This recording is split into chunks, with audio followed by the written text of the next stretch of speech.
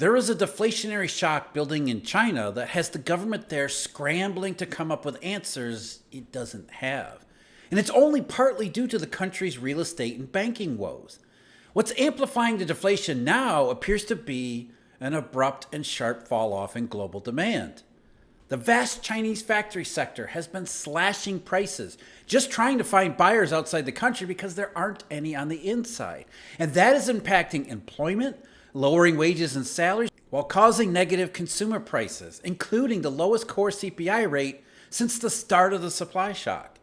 All of this is why the Chinese government is suddenly talking about stimulus, though only ever in the vaguest terms. They know they can't just sit idle any longer, hoping the global economy somehow pulls through. Instead, that global economy has stumbled badly of late, meaning China's growing stimulus fiasco is yet more confirmation of it. Its latest chapter featured another press conference by a top official this past weekend, the finance minister Lan Foam. He said they have lots of great ideas, how the country has ample room for spending, and then stops short of offering any concrete details and then making the markets further question whether the government has them. China is being forced to confront the downside of the supply shock, whose prospects are getting uglier and more dangerous all the time. China's government knows this. They just don't know what to do about it apart from announcing big bond and borrowing numbers by the government. To do what? To go where? How is it going to work? Like I said, they have no idea. With falling global growth choking off that last hope, what China's government is clearly hoping happens is that if they throw around some huge numbers, the markets will do the work for them.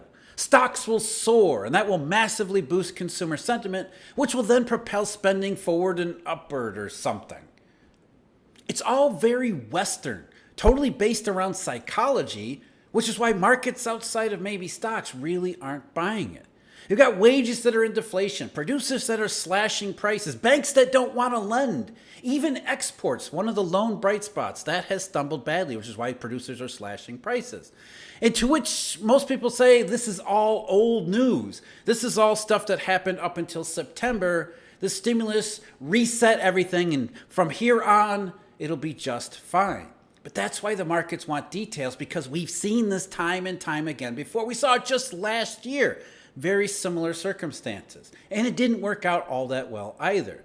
So skepticism seems to be well warranted. And it starts with deflation in wages. That's something that every economist knows is not something you don't want to see anywhere. And instead, the Chinese can't seem to get out of it.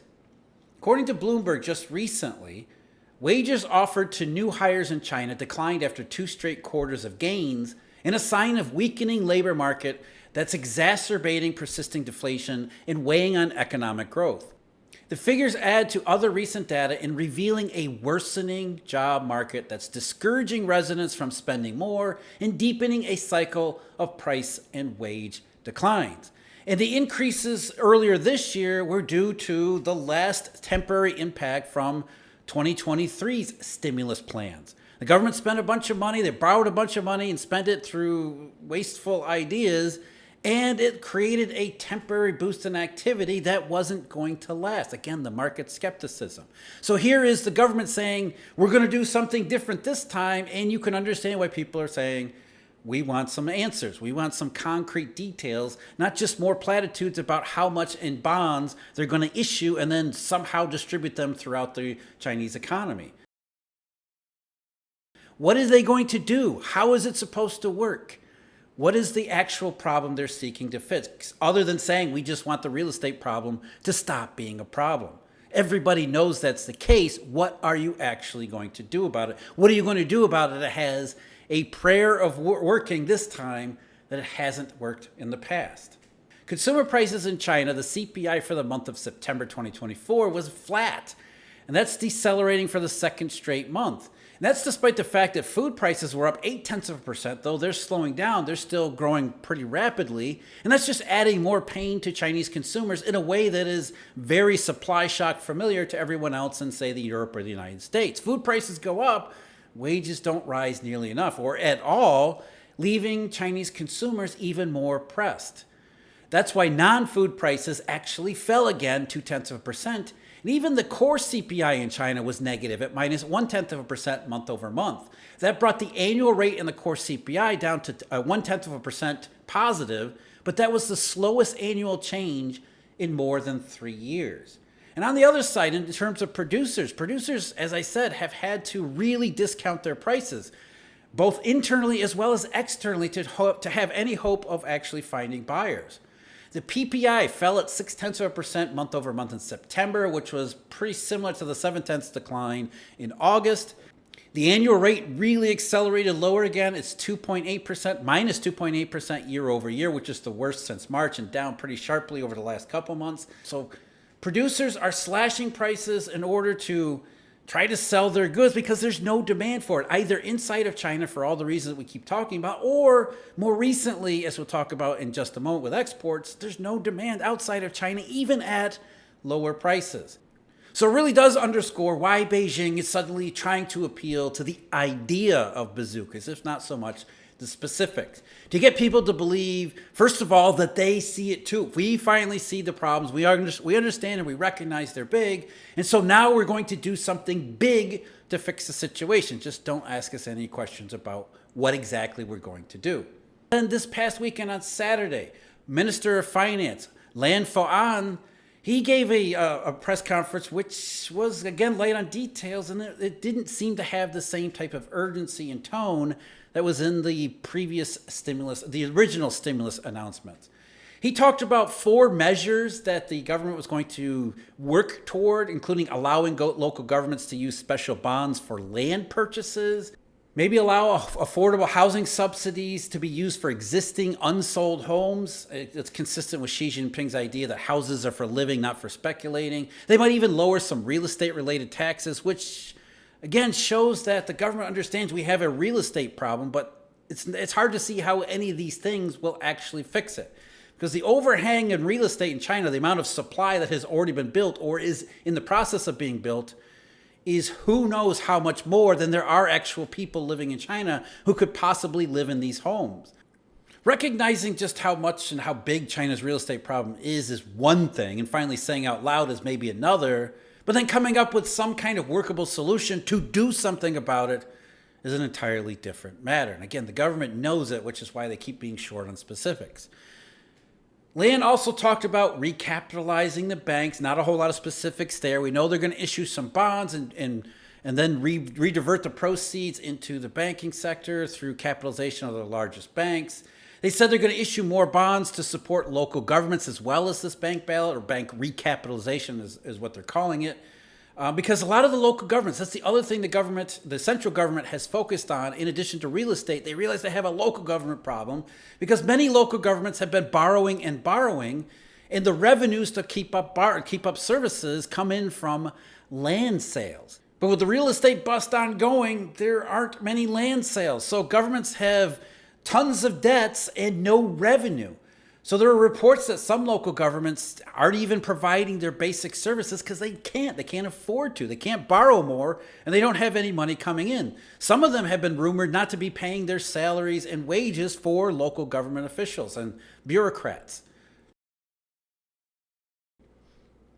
Lan said there are other policy tools that are being discussed that are still in the pipeline, and that there's ample room in the government budget to raise debt and increase the deficit.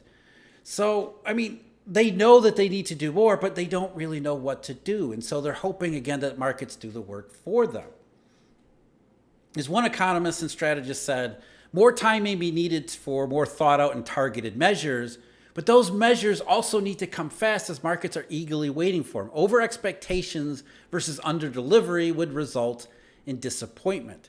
And attempting to mitigate the fallout from the press conference this weekend, especially the disappointing reaction to it, Caixin reported that now they're putting some more bigger numbers on the potential rescue.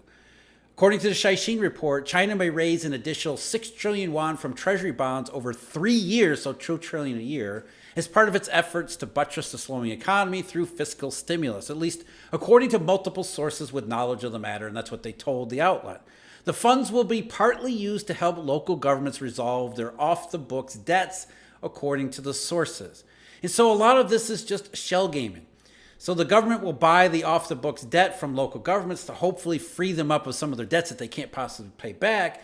But how does that restart the economy? All it does is lower some of the pressure on local governments. It doesn't do much toward creating new sources of revenue, nor does it do much toward fixing the real estate problem and getting the economy restarted all over again. They're slapping some band-aids on symptoms of the bigger issues. And what are those bigger issues? Well, quite simply, it's the silent depression. External demand during the Eurodollar's heyday, the globalization that swept through, especially in the 1980s and 1990s, that was like pouring tons of free, not quite free, but free energy into the Chinese economy. They didn't need to do anything, just sit back and pretend to guide the economy, talk about the government. The economy just grew because of all of this external demand coming in from all sides. And so the PBOC and the central government, they looked powerful when it was just all along for the ride. The central planning wasn't really central planning. It made them look like geniuses because of all of this outside external demand, and they were just taking credit for it. But as the external economy failed to recover from 2008, the Chinese did what the Keynesian economics textbook told them to do. They built a housing bubble, debt financed, in order to bridge the divide of what they thought was going to be a short-term disruption. The economy fell off, the global economy and globalization stopped in 2008. Surely it was going to come back by 2010, 2011 at the latest. So they issued a ton of debt. They created this housing bubble, at least sowed the seeds for it, and then kept waiting for the global economy to recover. Instead, silent depression. And as they kept waiting and waiting, the bubble got bigger and bigger and bigger. The amount of debt issued to pay for it got bigger and bigger and bigger. And eventually they realized the silent depression wasn't ending. Globalization as they knew it and as they counted on, that amount of energy pouring into China was slowly being strangled and being driven further and further away, leaving them with all of the bubble, but none of the growth and even less growth potential. So without external demand, how are they going to fix this major problem? How do you restart that economy without the external sector? That's what the Chinese have been struggling with ever since around 2011 and 2012, which is why Xi Jinping came to power to begin with. And what Xi Jinping said and realized is, well, we can try to stimulate an internal consumer-led economic orientation, rebalancing is what they called it, but that didn't work either. Under Xi Jinping, they've been trying to slowly let the air out, but over the last couple years, the downside of the supply shock itself and the downside have made it worse. And this is where Xi really seems to have miscalculated. He misread the initial stage of the supply shock as a potentially legitimate boom around the rest of the world, at least one for China, because there was a whole bunch of activity that the supply shock itself unleashed. And China was a big beneficiary, especially in 2020 and early 2021. So like a lot of Western companies and economists and politicians, it appears as though Xi misread the situation, thinking that China was going to finally get into a situation where he could let the air out of the bubble even more than they had been doing it before. That the growth that China was getting in the early stages of supply shock was going to be sustained, and that would give China enough maneuvering room to be able to do more to rebalance the economy away from real estate and into these other sectors. Only to find out in 2022 and 2023 that it was all an illusion too. But now here in 2024, we've got the global economy that appears to have stumbled really badly over the summertime, and it's just amplifying all of these negatives that have been building and building over the last several years, really going back to 2008. But after that miscalculation, the red lines that China imposed in 2021 for the real estate and leverage and development and everything else, after that, the pressures have been building the downside of the supply shock, and they have accelerated to the downside the last couple of months. And that is why the Chinese are suddenly saying, okay, we need to do something big here. Outweighing the non-specifics from the government are the very specific numbers coming from all over the Chinese system. Talked about consumer and producer prices, which are bad, wages, which are already bad too. And part of the reason is because credit. The outstanding stock of RMB loans in China, bank loans in China, grew at an 8.1% year-over-year rate in September. This is according to the latest financial statistics report from the PBOC. At 8.1% is another record low, and as you can see, that's down sharply again, accelerating to the downside from the 8.5% in August. New household loans came in at only 500 billion, which is another low September amount. It's less than last year despite the rate cuts. In total, social financing, aggregate financing to the real economy, disappointed despite the massive amount of government bonds being issued. Aggregate financing to the real economy, which is flow in the month of September, was just a reported 3.76 trillion yuan, which is down from last September, which was 4.13. And even in RMB loans, which is the biggest source of weakness here, just 1.59 trillion in September. And September is a pretty big month for credit, compared to 2.31 trillion last September. In fact, the 1.59 trillion in RMB loans in September 2024 is substantially less than the 1.76 trillion in September of 2019.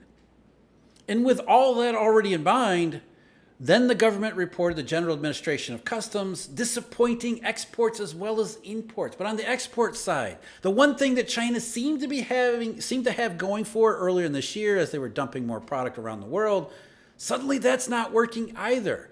Exports rose at a reported 2.4% year over year in dollar terms when they were expected to rise at a 6% rate, and 6% is not great to begin with. China's export growth slowed sharply in September, while imports also unexpectedly decelerated. I'm not sure how unexpected that was, undershooting forecasts by big margins and suggesting manufacturers are slashing prices to move inventory ahead of tariffs from several trade partners. Export momentum had been one bright spot for the Chinese economy that has struggled to gain traction due to weak domestic demand and a property market debt crisis, adding to the urgency for stronger stimulus. Analysts have attributed previous month's strong export performance to factory owners slashing prices to find buyers. And now they're slashing prices, but can't find the buyers. The global stumble has accelerated and amplified all of these negatives throughout China. So when you take a step back, you can see what Beijing is doing here. They're throwing around big numbers, hoping that the big numbers themselves are enough to entice markets into doing the work for them. That stocks will soar ahead like they already did, and that will somehow boost confidence, and that boosted confidence will lead to more spending, more investment, more production, more of everything. So just by saying, first of all, we see it. Yes, there is weakness, and we admit that there is weakness. We see that we need to do something, and then making sure that what China is the outlines of what they're doing is substantial. Maybe the markets will do the work, the dirty work, and then the government won't really have to come up with details. They can just borrow trillions in bonds and then disperse the proceeds over a couple years, and everything will work out just fine.